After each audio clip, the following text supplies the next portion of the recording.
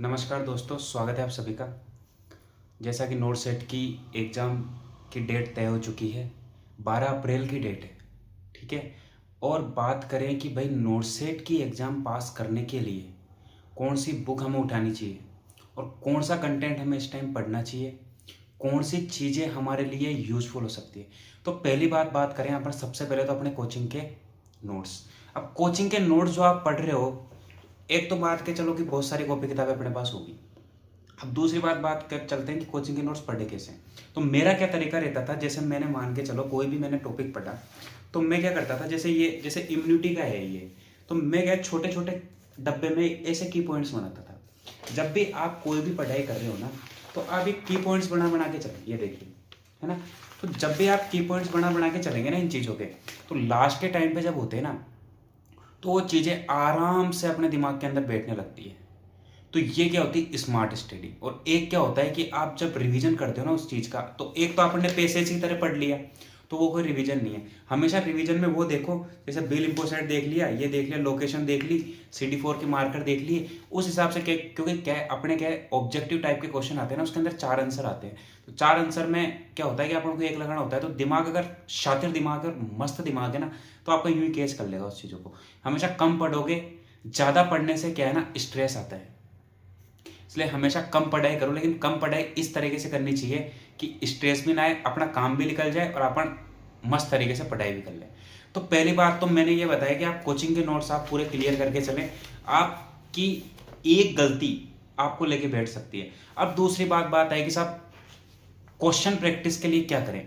Question practice के लिए आप मेरी बात मानो, टर्निंग पॉइंट नाम से एक बुक आती है मार्केट में, मेरे पास तो है नहीं वैसे अभी, लेकिन टर्निंग पॉइंट नाम से एक बुक आती है, बहुत ही अच्छे और बहुत ही सॉलिड वाले उसमें क्वेश्चन दे रखे हैं और ऐसे रैशनल दे रखे हैं जो उसमें गलती नहीं है। अब बात करेंगे साहब PR यादव और टर्निंग पॉइंट क्यों, PR यादव क्यों नहीं। तो PR यादव में क्या है कि गलतियां दे रखी 20 से 25%, और अपने सिलेक्शन क्या है, क्योंकि वैसे छोरों की सीटें क्या है 200-300 आती है, और एक एक छोटी से छोटी गलती भी अपन को क्या बाहर कर देती है ना।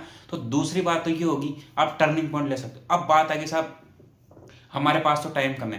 देखो, टाइम किसी के पास कम नहीं होता, कि टाइम का यूटिलाइजेशन अपन कैसे कर रहे हैं, उन चीज़ों को अपन कैसे एक एक चीज़ों को अपन व्यवस्थित करने को देख रहे हैं, तो उन चीज़ों के हिसाब से टाइम होता है।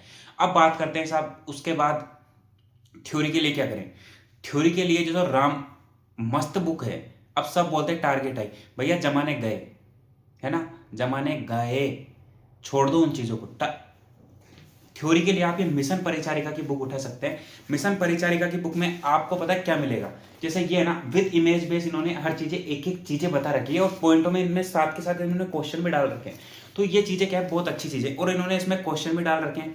और मतलब ये एक ऐसी बुक है, इसमें थ्योरी इतनी शानदार तरीके से दे रखी है कि अगर आपको इसकी पूरी थ्योरी याद हो जाती है ना, तो कोई का माइकल आर और माइकल आली रोक नहीं सकती। अब बात आती है कि साहब हम मिशन परिचारिका ही पढ़ ले क्या, नोट्स नहीं पढ़े क्या। देखो, कोई भी चीज अगर आप डायरेक्ट उसके अंदर हाथ डालोगे, तो वो आपका हाथ जलाएगी से। इसलिए हमेशा छोटी छोटी चीज़ों से आप शुरुआत करें। आप अपने बेसिक स्किल्स तैयार करें, आप अपने कोचिंग के नोट्स एक बार सुपरफिशियली रिवाइज करें। अगर आप में कैपेसिटी है ना, पढ़ने की कैपेसिटी और ललक है ना एक चीज़ को, तो कोचिंग के नोट्स आप 7-8 दिन के अंदर पूरे रिवाइज कर सकते हो, क्योंकि एक दिन में 24 घंटे होते हैं।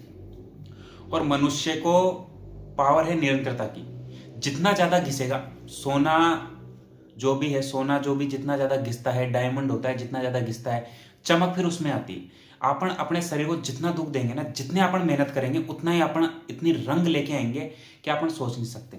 तो मिशन परिचारिका की बुक को आप ले सकते हो। और एक अपने लास्ट में एक जो सब बोलते हैं, एनक्लेक्स आर्यन, ठीक है। एनक्लेक्स आर्यन को अपन को कैसे पढ़ना है, एनक्लेक्स आर्यन को आप पूरी पढ़ने मत बैठ जाना। एनक्लेक्स आर्यन के आपको क्या करना है, ये छोटे छोटे जो पॉइंट डब्बे दे रखे हैं ना, ये छोटे छोटे डब्बे दे रखे हैं, इन छोटे छोटे डब्बों को पढ़ना है। और ये छोटे छोटे डब्बे आपके एनक्लेक्स से पूरी करीबन 1000-1200-1300 पेज की, तो छोटे छोटे डब्बे आपके 2 दिन के अंदर कंप्लीट हो सकते हैं। तो ये छोटे छोटे डब्बे पढ़ेंगे तो ये आपके लिए बहुत सफिशियंट है। इससे ज़्यादा आपको कुछ करने की जरूरत नहीं है, क्योंकि ज़्यादा करोगे तो पीछे जाओगे। अब बात आई साहब हम एनक्लेक्स पूरी पढ़ लेके, हमारे पास तो 20-25 दिन बच रहे हैं, भैया कोई जरूरत ही नहीं है ना। अगर आपको किताब पूरी पढ़नी भी है ना, तो किताब आप इसको पढ़ो पूरी, क्योंकि इसके अंदर आपको एक इतनी तरीके से बता रखा है कि की पॉइंट्स दे रखे हैं, एक एक चीज को आपको समझा रखा है, विद इमेज बेस समझा रखा है। और आप लोगों का इजी चीज है, एनक्लेक्स की लैंग्वेज थोड़ी टाइट है, और बात आई साहब आप टेस्ट सीरीज का क्या करें। टेस्ट सीरीज आप कर सकते हो। टेस्ट सीरीज आपके लिए एक रिवीजन के लिए काम आती है।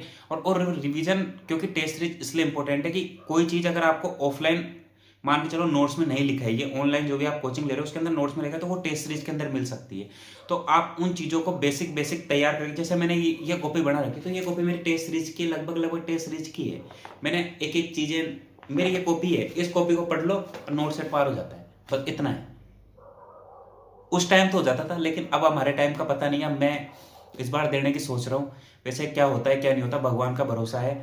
क्योंकि टॉपर भी आता है तो उसको भी पता नहीं होता कि मेरा सिलेक्शन हो जाएगा और मेरी फर्स्ट रैंक आ जाएगी। कई बार पढ़ने वालों के सिलेक्शन नहीं होते और कई बार नहीं पढ़ने वालों के सिलेक्शन आते हैं। इसलिए हमेशा अपने आप को जज नहीं करें कि मेरा तो सिलेक्शन हुआ ही नहीं, मैं तो इंटेलिजेंट ही नहीं, मैं तो वो नहीं हूँ, मैं तो वो नहीं हूँ। हमेशा अपने आप को जज नहीं करें, क्योंकि जज करोगे तो आप पीछे जाओगे। हमेशा पॉजिटिव सोच रखें, नेगेटिव लोगों से आप बिल्कुल दूरी बनाए रखें, क्योंकि नेगेटिव थिंकिंग जितनी आपके अंदर घुसेगी उतने आप पीछे रहोगे, है ना। और कम पढ़ाई करोगे, स्ट्रेस जितना लोगे उतने आप पीछे जाओगे। इसलिए मेरा कहना यही है, अपने कोचिंग के नोट्स है, मिशन परिचारिका है, टर्निंग पॉइंट है और एनक्लेक्स आरएन के छोटे छोटे पॉइंट्स है। क्वेश्चन प्रैक्टिस जितनी कम हो सकती है उतनी करें। 2-3 घंटे 200-300 क्वेश्चन भी अगर आप डेली के लगा रहे हैं तो आपके लिए सफिशियंट है। पर थ्योरी को कम से कम भी नहीं तो 8 से 10 से 12 घंटे आपको थ्योरी को देने, जब जाके आपका सिलेक्शन आपके पास आएगा। स्मार्ट स्टडी करेंगे जब जाके पार पड़ेगी। अपने लिए पढ़ना है, अपने माता पिता के लिए पढ़ना है, अपने सपने पूरे करने हैं। मान के चलिए कि आज जब आपकी बिना नौकरी के आपकी कहीं भी इज्जत नहीं है, नौकरी लग जाएगी तो आपकी सब जगह इज्जत है ना। और मान के चलो जैसे नौकरी लग के भी अगर उसका ड्रीम पूरा नहीं होता तो वो पता नहीं किस चीज़ के लिए पैदा हुआ है, क्या करना चाहता है। तो हमेशा अपने गोल के ऊपर फोकस रखें और अपना मन से सोचें। हमेशा जितना पॉजिटिव थिंकिंग रखोगे उतने आगे बढ़ोगे। अच्छी अच्छी चीज़ें सोचते रहें, पॉजिटिव थिंकिंग को तो लेके चलते रहें। इसी के पास सारे धन्यवाद।